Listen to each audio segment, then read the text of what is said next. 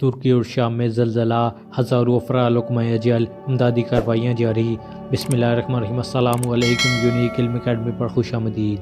ترکی میں 7.8 شدت کے زلزلے سے سرحد پار شام میں بھی ہزاروں افراد کی ہلاکت کی اطلاعات ہیں۔ دونوں ممالک میں امدادی ٹیمیں عمارتوں کے ملبے تلے پھنسے افراد کو نکالنے کے لیے کارروائیاں جاری رکھے ہوئے ہیں۔ ترکی اور شام میں بروز پیر 6 فروری کو آنے والے زلزلے میں ہلاک ہونے والوں کی تعداد 28,000 سے تجاوز کر گئی ہے۔ اس زلزلے کے نتیجے میں ہلاکتوں کی تعداد میں مزید اضافے کا خدشہ ہے۔ زلزلے کے بعد ایک نیوز بریفنگ میں ترک صدر رجب طیب نے کہا کہ تازہ ترین اعداد و شمار کے مطابق ترکی میں اس زلزلے سے ہزاروں افراد ہلاک جبکہ لاتعداد زخمی ہوئے۔ دوسری طرف شام میں بھی محکمہ صحت کے حکام کا کہنا ہے کہ وہاں ہلاکتوں کی تعداد اب تک ہزاروں میں جا چکی ہے۔ امریکی جیولوجیکل سروے کے مطابق شامی سرحد کے قریب ترکی کے ایک اہم صنعتی مرکز کے قریب ریکٹر اسکیل پر 7.8 شدت کا زلزلہ آیا۔ ترکی اور شام میں امدادی کارکن ملبے کے نیچے زندہ افراد کو نکالنے کے لیے کارروائیاں جاری رکھے ہوئے ہیں۔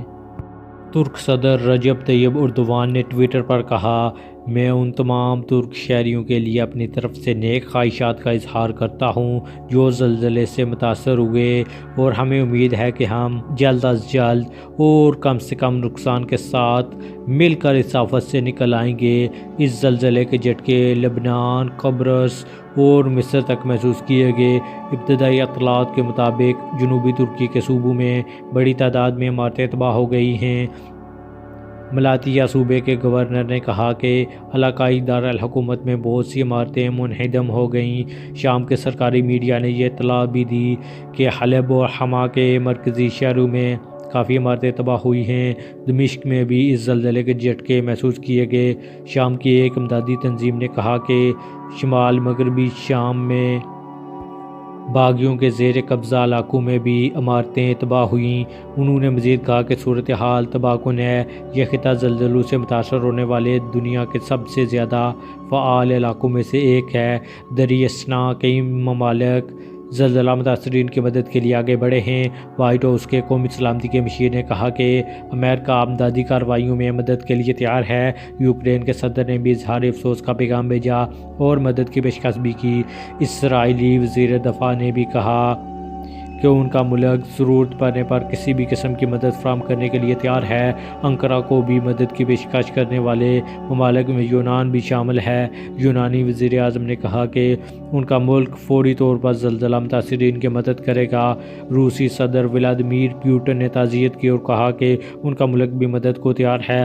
پوٹن نے اردوان کے نام ایک پیغام میں کہا کہ براہ کرم اپنے ملک میں طاقتور زلزلے سے ہونے والی بے شمار انسانی ہلاکتوں اور بڑے پیمانے پر ہونے والی تباہی پر میری گہری تعزیت قبول کریں۔ اس کے علاوہ پاکستان کی طرف سے بھی اپنے ترک بھائیوں کی مدد کے لیے کافی ساز و سامان بھیجا گیا اور پاک فوج بھی امدادی کارروائیوں میں مصروف ہے۔ اللہ تعالیٰ سے دعا ہے کہ اس حادثے میں شہید ہونے والے تمام لوگوں کی بخشش و مغفرت فرمائے، آمین۔ تو دوستو یہ تھی آج کی ویڈیو۔ امید کرتے ہیں کہ آپ کو پسند آئی ہوگی۔ ہمارے چینل یونیک علم اکیڈمی کو سبسکرائب کریں اور بیل آئیکن کو دبائیں۔ ملتے ہیں اگلی ویڈیو میں۔ اللہ نگہبان۔